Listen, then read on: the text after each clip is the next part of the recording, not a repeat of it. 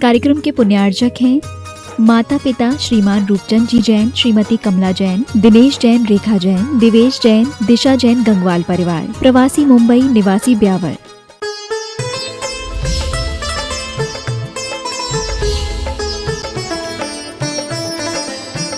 चंद्र कलंकित कीर्तु चंद्र प्रभु अकलंक, वह तो संकित केतु से संकर तुम निसंक, रंक बनाऊं मम अतः मीटो मन का पंक, जाप जपू जिन नाम का बैठ सदा पर्यंक।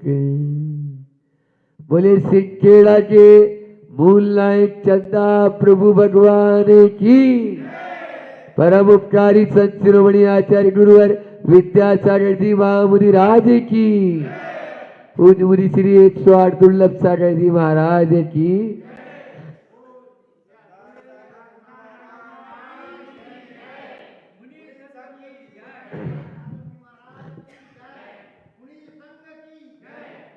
आज आपके इस सिंध खेड़ राजा, यही नाम का गांव है ना?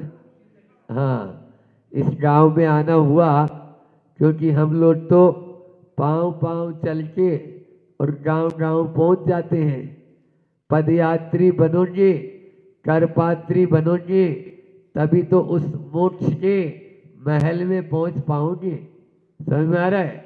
मोक्ष महल में पहुंचने के लिए करपात्री बनो और पदयात्री बनो। पांव पांव चलते जाओ, एक दिन मंजिल पर हम भी पहुंच ही जाएंगे। बस ऐसा ही आज सिंखेड़ में आए तो हमने कल आए थे, हमारे भाई कोश जी 2 दिन से लगे तो हैं वो पूरे कि महाराज जी चर्या यहीं पे हो जाए, आगे जाना तो था। हमारे बड़े महाराज जी दयालु रहते हैं, भैया थोड़ा चल लो, ठीक है भैया थोड़ा चल लेंगे, फिर बाहर के बाद देख लेंगे। तो इस प्रकार से नहीं तो आगे भी निकलना ही है। तो इस प्रकार से गाड़ी तो अपनी चलती जा रही है। सिद्ध खेड़, सिद्ध शब्द कहाँ सुना आप लोगों ने? बोलो, सिद्ध शब्द आप लोग बोलते हो कहीं पे? पूना? हाँ, अरे राष्ट्रगान में नहीं बोला? बचपन में विद्यालय में तो पढ़े होंगे आप, उसमें बोलते हो ना, पंजाब सिंध गुजरात मराठा, यही आता है ना, द्राविड़ उत्कल। अब हम तो थोड़ा बहुत, हाँ, तो उसमें सिद्ध शब्द आया कि नहीं आया? तो सिद्ध और सिद्धू, सिद्धू से ही सिद्ध बना। समझ आ रहा है? तो सिद्धू जो है ना, उसका मतलब क्या? सिद्ध का मतलब क्या?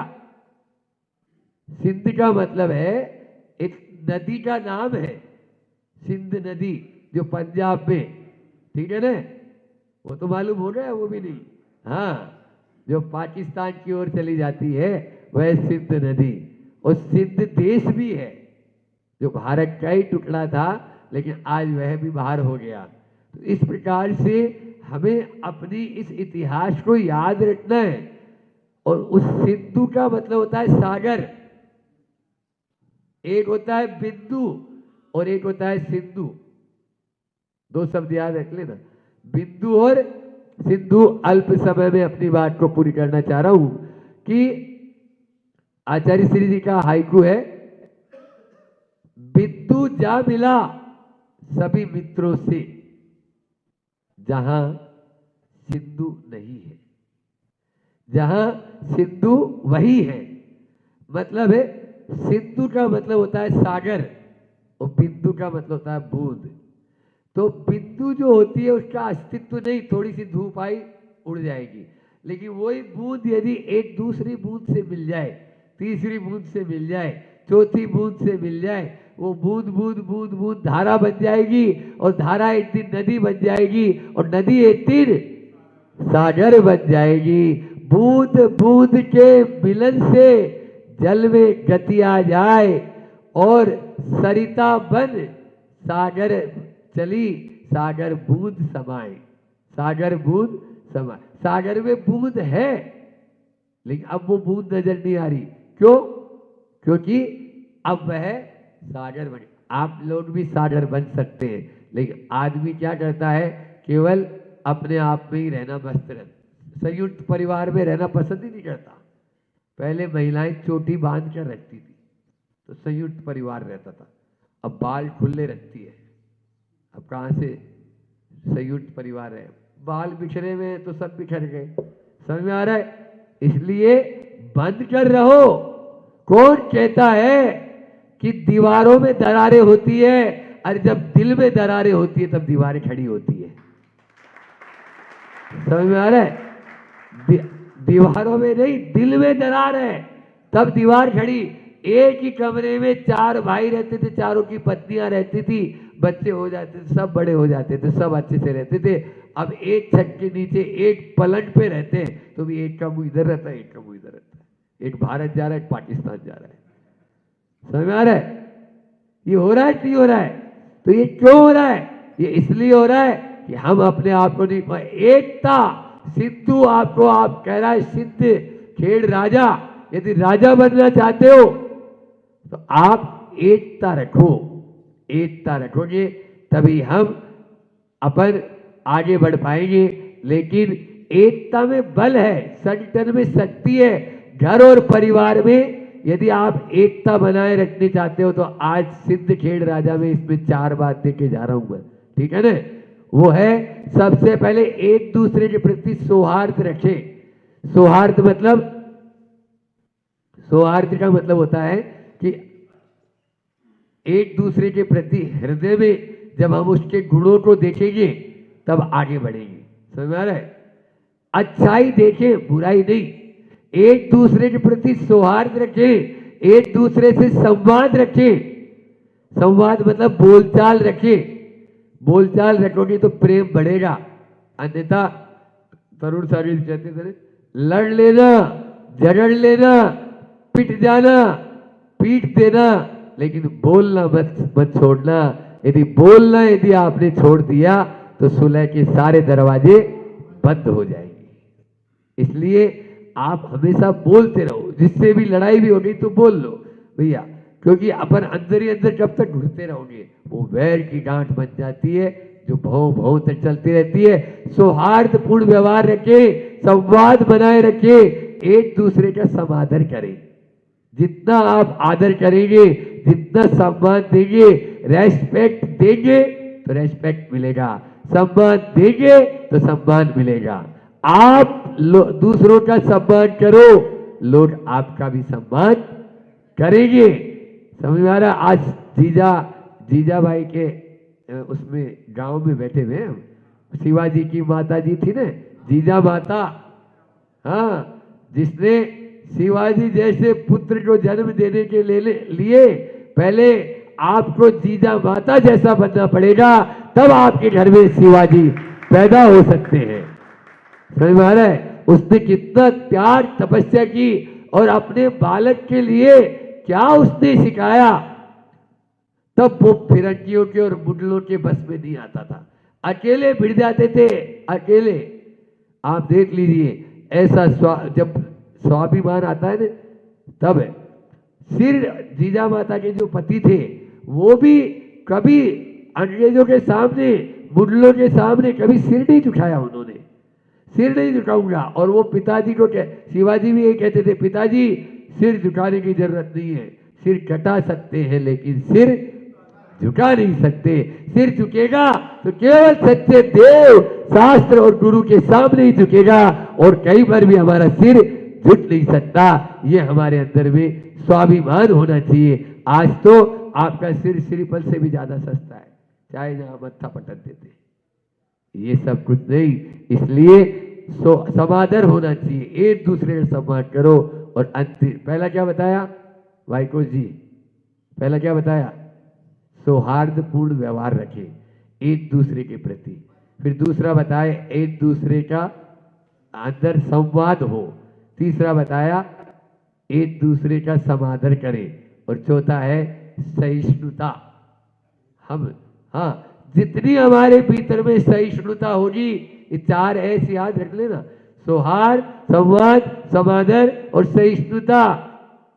दूसरों के दुर्व्यवहार को दुप्रसंगों को, दुर्वचनों को हमें जितना हम सहते चले जाएंगे उतने ही कर्मों की निर्जरा होती चली जाएगी और पुण्य का बंध होता चला जाएगा। पुण्य का बंध करना चाहते हो तो बस प्रतिक्रिया मत करो। हम क्या करते हैं, तुरंत प्रतिक्रिया में उलझ जाते हैं। इधर किसी ने एक्शन किया, हमने रिएक्शन, ईंट का जवाब पत्थर से देंगे। हाँ, देके देख लो क्या होता है। वो आपके ऊपर लोहा बरसाएगा, आप फिर आग बरसाओगे, यही चलता रहेगा। तो ये कभी भी बैर कभी भी मिटा नहीं सकते। क्रिटिसाइज नहीं, क्रिटिकाइड बनो। क्रिटिसाइज करने में तो हम सब माहिर हैं, ये ऐसा नहीं हुआ, ये वैसा नहीं हुआ, ये ऐसे करते हैं, वो वैसा करते हैं।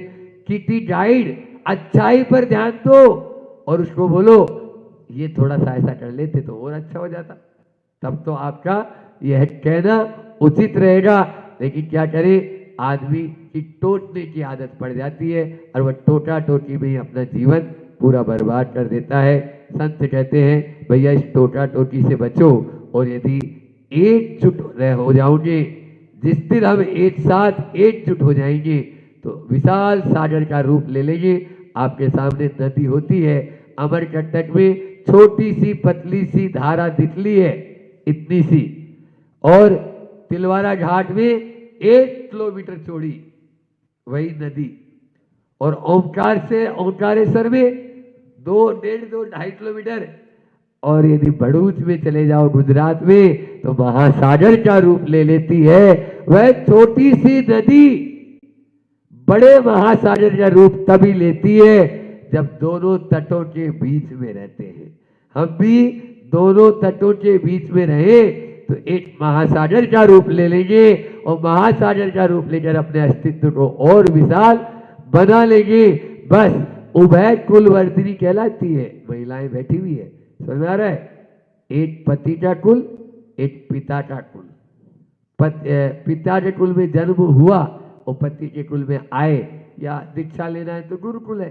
तो इन दोनों कुलों के बीच में 2 कुल किनारे आप रहेंगे, चाहे पुरुष हो चाहे महिला हो, तो निश्चित रूप से वह अपने अस्तित्व को बहुत बड़ा कर सकते हैं। देखो झाड़ू होती, झाड़ू में तिनके होते हैं, ठीक है। अब तो प्लास्टिक की या वाइपर वगैरह आ गए आप लोग, तो पहले जो झाड़ू होती थी उसमें तिनके होते थे, तो वो एक एक तिनका बुना के और पूरी झाड़ू हो गई। यदि उस झाड़ू का वह संगठित नहीं हो तो चारों तरफ कचरा हो जाएगा, और वही झाड़ू वही तिनके यदि बांध दिए जाए तो वह पूरे तिनकों को साफ कर सकते हैं, पूरे के पूरे कचरे को हटाने के काम आ सकती है। ऐसे ही हमारे भीतर यदि घर परिवार में एकता आ जाएगी, समाज में एकता आ जाएगी, तो उसके बाद में हम भी संगठित होकर आगे बढ़ सकते हैं, और कुरीतियों के और व्यवहार के जो कचरा आ चुका है उस कचरे को दूर करके हम भी आगे बढ़ सकते हैं। आगे बढ़े इसी भावना के साथ बोलिए अहिंसा परमो धर्म की। आचार्य गुरुवर विद्यासागर जी महामुनि राज। ओम नमः सिद्धि में, ओम नमः सिद्धि में, ओम नमः सिद्धि में। बोलिए दूसर बीज के चिंतामणि पारसनाथ भगवान की जयकारा नहीं बोलते आपके इधर? हाँ, बोलिए दूसर बीज की चिंतामणि पारसनाथ भगवान की। आचार्य गुरुवर विद्यासागर जी महामुनि राज की। पूज्य मुनि श्री ईश्वर दुर्लभ सागर जी महाराज की। आज दूसर बीड़ में आए हैं, और दूसर बीड़ में जब हम आत्मविश्वास, दूसर बीड़ का मतलब क्या है कि कोई कार्य दुस्सर नहीं है, सब कार्य सुकर है। हाँ, सब सरल है। हम क्या कर रहे हैं, पहले ही सोच लेते हैं अरे ये तो मुझसे होगा ही नहीं। 4 बात याद रख लेना, ये 4 चीज अपने जीवन से हटा दो तो आपका कोई भी दूसरा कार्य सुकर हो जाएगा। समझ में आ रहा है? पहला है कि ये मुझसे होगा नहीं, हटा दो इसको। मेरा मूड नहीं है, हटा दो इसको। मेरा भाग्य खराब है, हटा दो इसको। और चौथा है कि असंभव कुछ भी नहीं। समझ में आ रहा है? आत्मविश्वास को जागृत करो। लेकिन हम क्या करते हैं, खुद से होता नहीं और दूसरों के ऊपर डाल देते हैं। आचार्यों ने कहा भैया दूसरे को मत देख, अपने आप को देख। हम दूसरे के दोष को तो देखेंगे, अपने दोषों को देखते ही नहीं। 4 शब्द है, दोष दर्शन, दोषारोपण, दोष ग्रहण और दोष शोधन। क्या बोला? दोष दर्शन, दोषारोपण, दोष ग्रहण और दोष शोधन। दूसरे भीड़ में रहने वालों, यदि आप अपने दोषों का शोधन करना चाहते हो तो दूसरों के दोषों को दर्शन करना दूर करो। दोष पराए देखकर चलत हसत हसत और अपने याद न आए जिनका आदि न अंत। खुद के तो दिख ही नहीं रहे। अपनी थाली में बिल्ली बराबर दोष है तो भी नहीं दिखते, और दूसरे के इल्ली बराबर दोष है तो भी दिखते। समझ में आ रहा है? तो इसलिए दूसरों के दोषों का दर्शन बंद करो, दोषारोपण बंद करो, तभी हम दोष ग्रहण का भाव हमारा रहना चाहिए। दोष ग्रहण का भाव हमारा नहीं रहना चाहिए, अपितु गुण ग्रहण का भाव रहे नित्य। दृष्टि न दोषो, मेरी भावना पढ़ी है कभी? मेरी भावना में क्या पढ़ते हो? गुण ग्रहण का भाव रहे नित्य, दृष्टि न, बोलो ना। और आप दूसरे भीड़ वाले दोष ही दोष देखेंगे तो क्या हो जाएगा? गड़बड़ हो जाएगा। इसलिए दूसरे भीड़ शब्द अपन से कह रहा है कि भैया दोष मत देखो, अपने गुणों को और दूसरे के गुणों को देखो। गुणों को देखोगे, दोषों में तो दोषवादी से मौनम, हमें दोषों में तो मौन ही रहना चाहिए, तभी हमारे जीवन का कल्याण होगा। कल्याण हो इसी भावना के साथ, अहिंसा परमो धर्म की। जंगल में वाट भट्ट तपस्या कर रहे थे और उसी समय उन वाट भट्ट की परीक्षा करने के लिए आयुर्वेद के जो देवता हैं अश्वनी कुमार, उन अश्वनी कुमार ने एक तोता का रूप बनाया और तोता का रूप बनाकर वह बोलने लगा, कोरुट कोरुट कोरुट। मतलब निरोगी कौन है, अरुग्ण कौन है? कह अरुट, अरुट यानी अरुग्ण, रुग्ण कौन नहीं है, या निरोगी या स्वस्थ कौन है? तब वाग्भट ने जो जवाब दिया वो आप लोगों को नोट कर लेना चाहिए।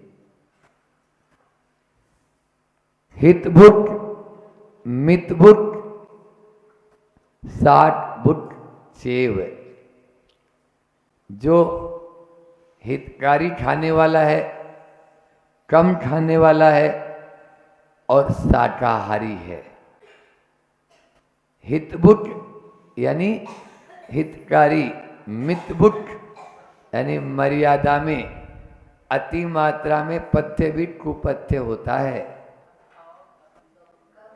कम खाओ, गम खाओ और नम जाओ।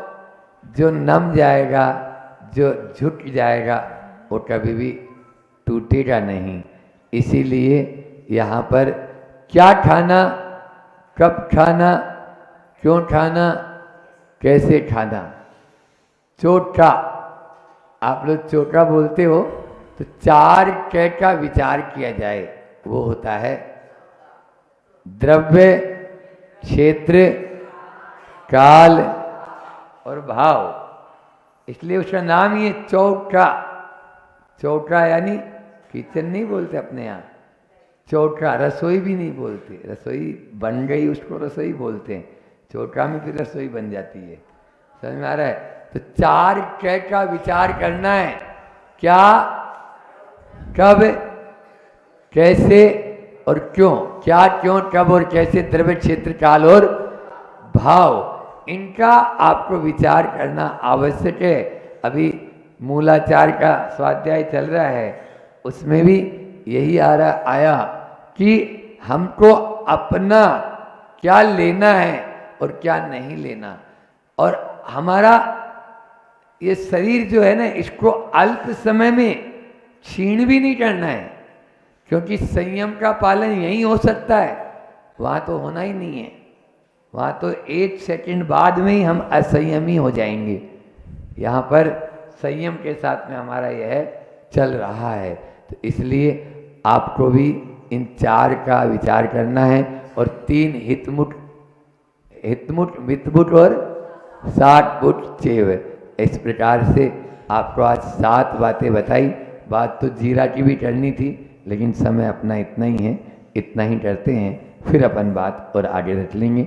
अभी जो बात बताई, कम में भी आप ज़्यादा का लाभ ले सकते हो, इसलिए उसको याद रखना।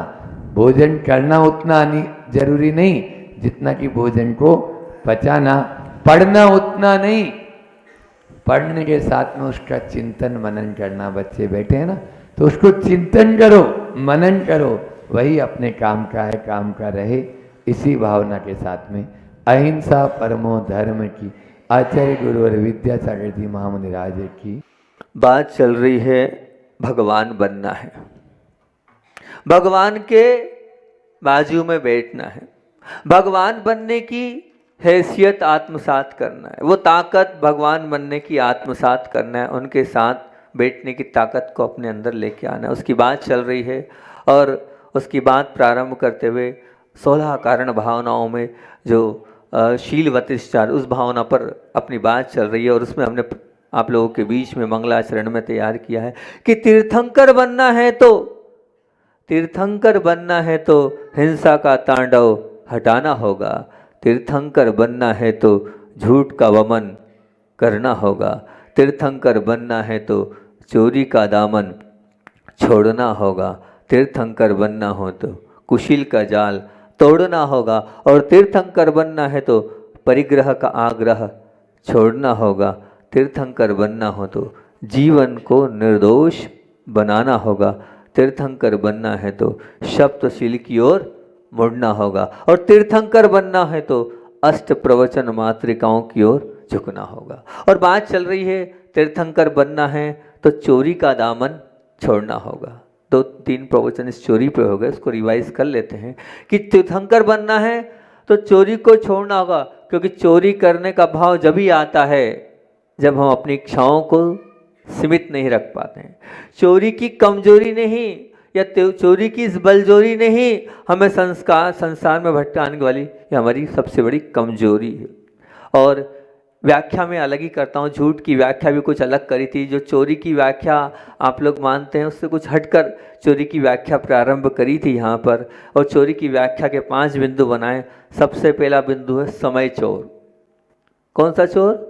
समय चोर। दूसरा बिंदु है सद्गुण चोर। तीसरा बिंदु है वात्सल्य और संबंध चोर। चौथा बिंदु है समता चोर। और 5वां बिंदु है राज चोर, गोपनीयता चोर। ये बिंदुओं से मैंने बात प्रारंभ की थी और कुछ अलग ही व्याख्या चोरी की थी। समय चोर मतलब क्या, इसको रिवाइज कर दूं क्योंकि कन्नड़ में तो प्रारंभ ही हो रहा है, वहाँ पर एलोरा में तो इसको किया ही था, इसको बता देता हूँ। समय चोर का मतलब ये व्याख्यायित किया था कि बात करने के पहले समझे तो सामने वाले के पास समय है कि नहीं। अगर आप उसका समय जबरदस्ती ले रहे हैं तो क्या कर रहे हैं? समय की चोरी कर रहे हैं। पूछो तो सही सामने वाले से, क्योंकि क्या सबसे कीमती समय है। पैसा वापस दे सकते हो, सोना चांदी वापस दे सकते हो कि भैया गलती हो गई, उठा लिया था, ले लिया, हम वापस दे सकते हैं। लेकिन क्या किसी का समय एक बार ले लोगे तो क्या वापस दे सकते हो? बोलो भाई गोलू, दे सकते हो? नहीं दे सकते। समय वापस नहीं दे सकते और समय दिया भी नहीं जा सकता है। जो चला गया वो लौट कर नहीं आने वाला है। तो ध्यान रखना, पैसे को छोड़ो, आप सबसे बड़े समय चोर हो। सबसे बड़े क्या हो? समय चोर हो, क्योंकि आप दूसरों का समय अगर ले रहे हो बिना परमिशन के, वो आपका है ही नहीं, क्योंकि वो उसका समय है। लेकिन आप अगर ले रहे हो तो आप समय चोर हो।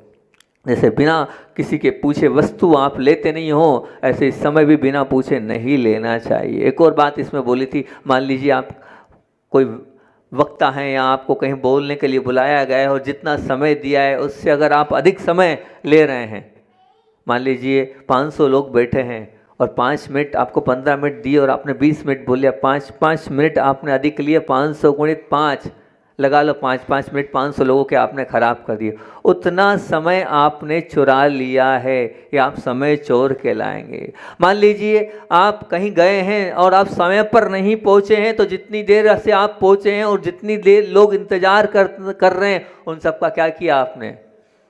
समय चुरा लिया है। आप क्या कहलाएंगे? समय चोर कहलाएंगे। अलग व्याख्या है, कुछ अलग हटकी व्याख्या है ये समय चोर की। फिर अगर मान लीजिए महिलाएं बैठी हैं, महिलाओं से कहना चाहूँगा मैं, महिलाएं माताएं बहनें बैठी हैं, अगर माताएं बहनें बैठी है और समय पर भोजन नहीं दे रही है, समय पर चाय जो भी नाश्ता जो भी और जो भी चीज़ें नहीं दे रही है बनाकर और उनको इंतज़ार करा रही है, तो क्या कर रही है?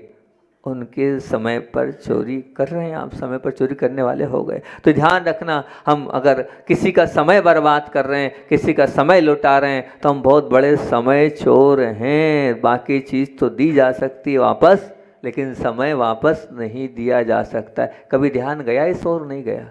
तो इस पर ध्यान देना है आपको। हम समय की चोरी हमें नहीं करना है। दूसरा, सद्गुण चोर। सद्गुण चोर की व्याख्या करते हुए हमने ये बोला कि हमारी कोई गलत आदत अगर किसी के जीवन में आ जाती है तो हम उसके सद्गुणों के लुटेरे हैं। हम उसके सद्गुणों के लुटेरे हैं, क्योंकि हमारे कारण किसी का धर्म छूट रहा है तो हम उसके धर्म पर डाका डालने वाले बदमाश हैं। क्यों? हमारे कारण उसका धर्म छूट रहा है। उसको स्वाध्याय करना था, उसको पूजन करना था, उसको भक्ति करनी थी, उसको आहार देना था, भाई को भैयावृत्ति करनी थी, लेकिन क्या हुआ? तो आप क्या कहला रहे हो? सद्गुण चोर।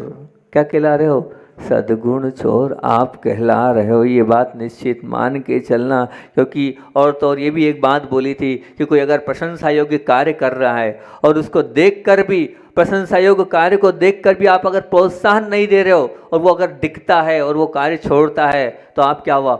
सद्गुण चोर। उसके अच्छे कार्य को करने में आप बाधा डाल रहे हो, विघ्न डाल रहे हो। गलत व्यक्ति का भी अगर आप समर्थन कर रहे हो तो क्या हो रहा है? अब वो कह रहा है कि ठीक है मेरे लिए तो सब तैयार हैं, तो बस आप उसके गलत का समर्थन करते हुए अच्छी बात की, सद्गुणों की आप चोरी कर रहे हो। किसी को गलत करने के लिए मजबूर भी कर रहे हो, तो क्या है? वो भी सद्गुण चोरी के अंतर्गत आएगा। एक बात ध्यान रखना, आप ये मान के चलना, आप आदर्श हैं। आप आदर्श हैं। ये नहीं मानना कि हमें कौन देखने वाला है और हमें कौन जानने वाला है और हमें कौन सुनने वाला। नहीं, हर व्यक्ति के लिए कोई ना कोई मोटिवेशन और कोई ना कोई आदर्श रहता ही है। आप अपने बच्चों के आदर्श होंगे, ऐसा नहीं है। तो उसमें यही कहा था, मैं यही हाई को हमने दिया था आचार्य भगवान का, तेरी बहुत बढ़िया 2 आंखें तेरी और 1000, सतर्क हो जा।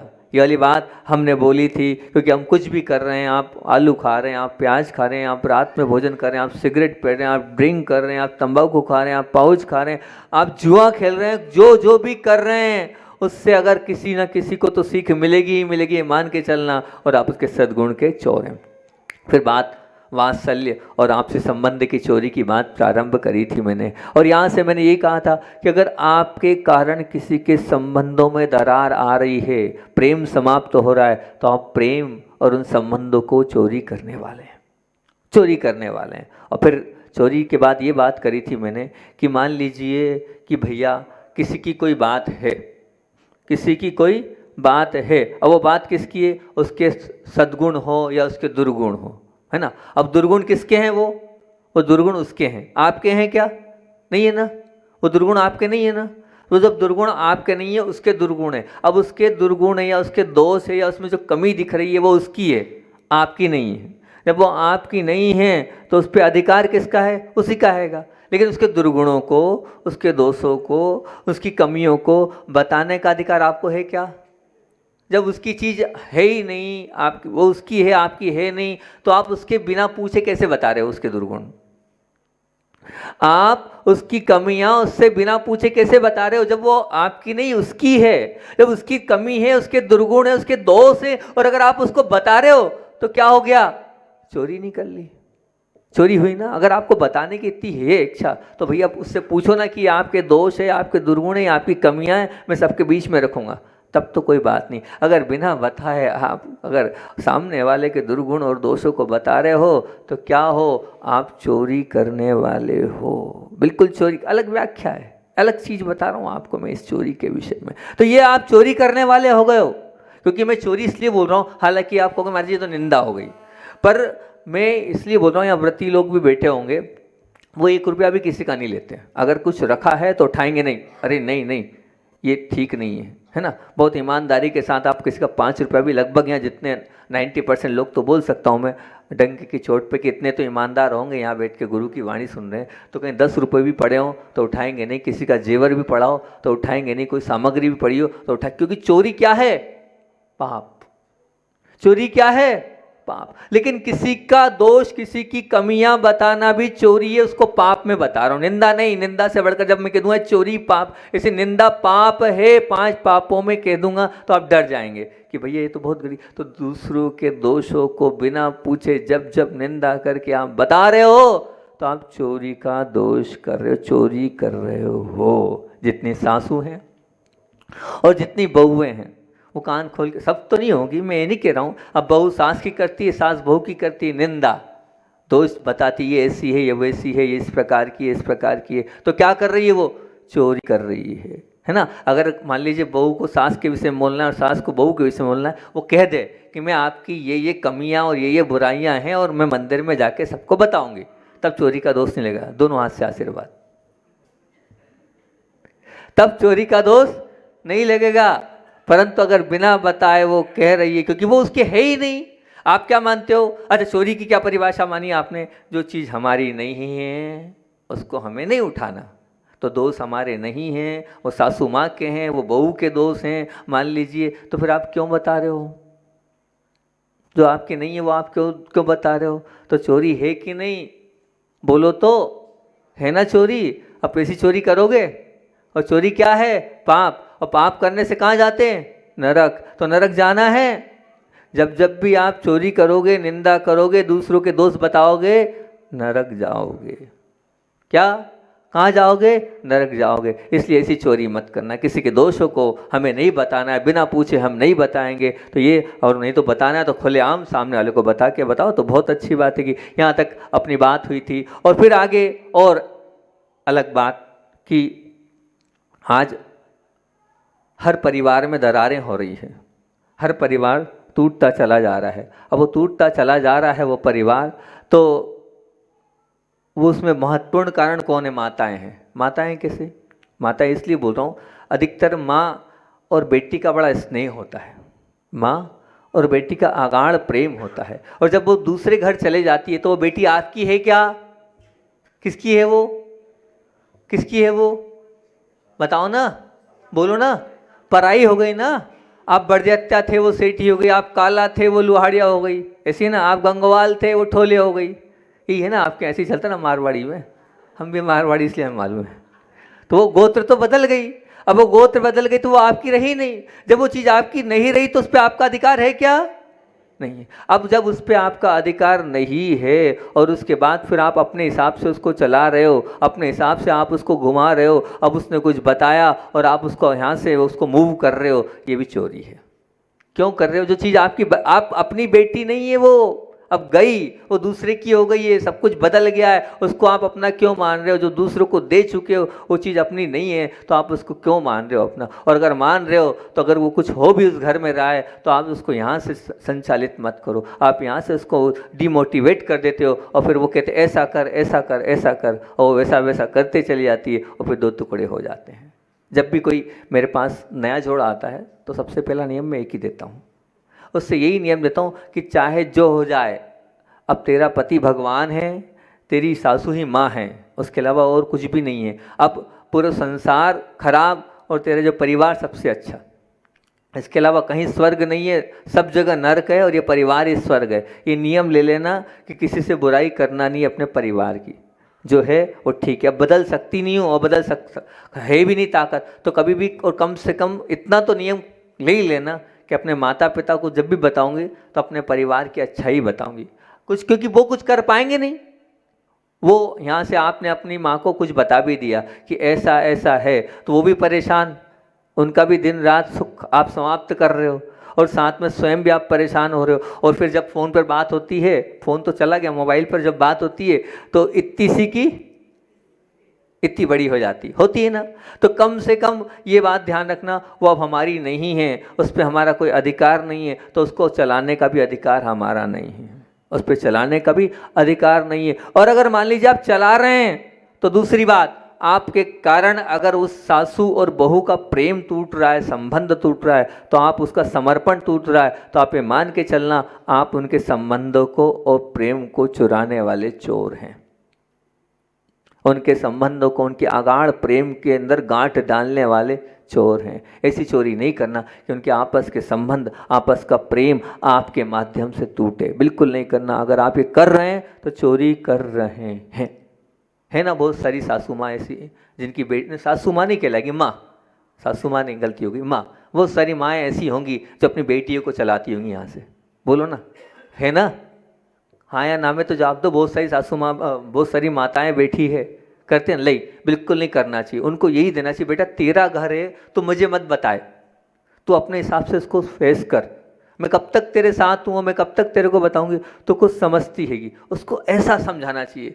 लेकिन आप उल्टा समझाते हैं, ये गलत है, आप गलत कर रहे हैं, कटिबद्ध हो जाना चाहिए। और जब जब घर से जाए, बेटी अब तेरा घर वो है, तुझे वहीं रहना, तुझे वैसे ही एडजस्ट करना है, तेरा पाप तेरा पुण्य तेरे साथ है, मैं तेरे पाप पुण्य को ना तो आगे पीछे कर सकती हूँ, ना मेरा वो अधिकार है, ये होना चाहिए। और ये नहीं कर रहे हैं आप तो चोरी का दोष लग रहा है। अलग परिभाषा है ना, हम ऐसी अलग ही बातें करते हैं, इसी प्रकार की परिभाषाएं और इसी प्रकार की बातचीत करते हैं, तो ये चोरी की बात है। अब दूसरी बात और आप लोगों के बीच में रख देता हूं कि आप लोग धर्म पत्नियां हैं, बहुत अच्छी बात है, विवाह आपका हुआ, विवाह हुआ, विवाह होने के बाद जब आपका विवाह हुआ है तो आप आपके पति के जीवन में आए। अब जब आपके पति के जीवन में आए हैं तो आपके पति के जीवन में आप आए हैं तो पति पत्नी आप बन गए हैं। अब आप ये विचार करना कि मैं अपने पति के जीवन में आई हूँ और पति के जीवन में आने के बाद मेरे पति के संबंध कम हुए कि बढ़े, मेरे, क्योंकि प्रेम की, वात्सल्य की चोरी की बात चल रही है कि मैं अपने पति के जीवन में आई हूँ तो मेरे आने के बाद मेरे पति के संबंध कम हुए कि बढ़े, बढ़े हैं, पक्का है। ऐसा तो नहीं हो कि माँ बेटे का प्यार समाप्त कर दिया हो, माँ पिता का प्यार समाप्त कर दिया हो, दो टुकड़े करा दिए हो, और भी भाई भाई को अलग करा दियो, जेठानी को आपने अलग, क्या जेठानी बोलते ना, देवरानी और जेठानी ना, जेठानी देवरानी को आपने अलग करा दिया, और भी भतीजे वगैरह को आपने अलग करा दिया। तो अगर आप अलग करा रहे हो, वो तो थे एक मेक, परंतु आपने अगर टुकड़े करा दिए तो आप चोरी नहीं करा रहे हो।